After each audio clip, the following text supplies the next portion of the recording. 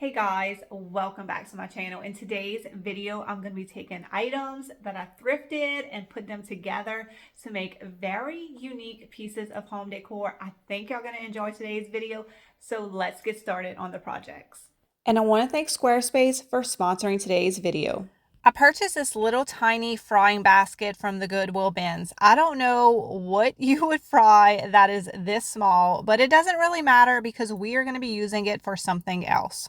I always pick up these solid wooden candlesticks whenever I find them for a good price because you can just use them for so many different projects. So what I'm going to do for this particular project is I'm just going to simply glue the candlestick to the metal basket. This is a new fusion paint color that I just got in last week and I have been dying to use it. I'm not even going to attempt to say the name because I'm going to butcher it and y'all are going to make fun of me, but I'll be sure to leave it linked in the description below. If you have not heard, brown shades are in for 2023 and this is an absolutely beautiful shade of light brown. This is what it looks like when it is all dry, and Fusion paint does have a built-in sealer. However, you can still distress it with sandpaper, and since the base is all wood, I want to go ahead and distress it. I think that extra little detail will really look good, but I'm just going to hit the edges and just bring out all the details of this little wooden candlestick. So basically, we've created a little basket that we are now going to add to. I got this Spanish moss from the Goodwill bins as well. I love when I can find my DIY supplies there. And I'm going to fill my basket with it. Now, we're going to be creating a little bird's nest, but you could put whatever you want in your little basket and you could use whatever you have on hand. So if you don't have a tiny little fry basket, see what else you have that you could put on top of a candlestick. So we have the moss in, and I have this other little twig greenery that also came from the Goodwill bin. So I'm just going to kind of cut up some pieces. I want to add some, branch elements to it and a little bit of different greenery and just create this pretty layered bird's nest look. So I just kept adding to my little nest until I got the look that I wanted. I love it. I feel like it's not too much. It's just the right amount. Now I'm going to add a bird to it, of course. I thrifted this little bird and it fits perfectly in here, but it is the wrong color. It's brown, but it's the wrong shade of brown. So what I'm going to do is I'm going to take my fusion paint color, the one that I don't know the name of, and I'm going to add it over the brown that is in the bird. That way my bird perfectly matches the little basket and the little nest that I just created for it. This piece really ended up having a vintage feel that I was not expecting. I am loving this brown color, and I also love that I was able to use several pieces out of my stash to create this project. That last project reminded me of something else that I have been having in my stash for a while. This is the inside of a coffee percolator, but it kind of looks like a little basket. Now, we could put a bird's nest on this and that would be really cute, but I really like the way metal and lavender look together. So all I'm going to do is take this pick of lavender and cut it apart and stick it in the basket. I've done these before and added some rocks and some succulents, or you could do a bird's nest like we just did.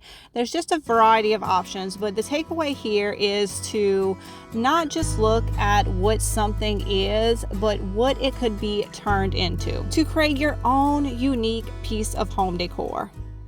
I want to tell y'all a little bit about Squarespace, which is the online platform that I use to run my e-commerce store. And specifically today, I want to tell y'all about Squarespace's email marketing.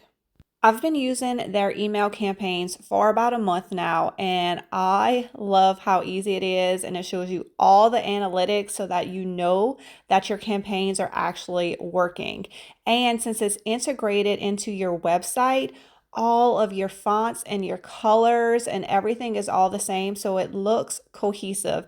And what I did was I created a template, and then I was just able to reuse that template for every email campaign. Now, if you don't want to create your own template, Squarespace definitely has lots of templates to choose from. And then you just go in, I go in and I change out the pictures and the type, and I'm just taking pictures from my website. Everything is already there since I'm going through Squarespace, so I can easily take the pictures off my website and I can just add the links in. It is super easy, and I am so happy that Squarespace really has everything that I need to run my business and make it look professional. So if you think that you would like to try out Squarespace, y'all head over to squarespace.com/Julie's Designs and Signs, and Squarespace is giving my viewers 10% off your first website or domain. You just use code Julie's Designs and Signs at checkout. I see these all the time at the thrift store, but it's just not really the way that I would like to display pictures or cards. So I'm going to use the pieces from it to create something that is more my style. It's already this beautiful kind of antique-y brassy color that I like. So I'm just using some wire cutters and I'm just going to cut off the pieces. It was actually a lot easier to cut than I thought. Then y'all, we're going to be using some spindles. Look at these beauties. So I'm going to take them to my miter saw and I'm going to cut them down into smaller pieces.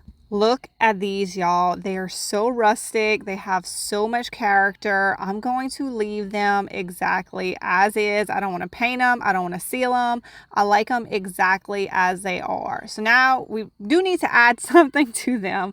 I got a drill and a drill bit the same size as my little wire cutoffs, and I'm going to drill a hole in the top of all of these spindles.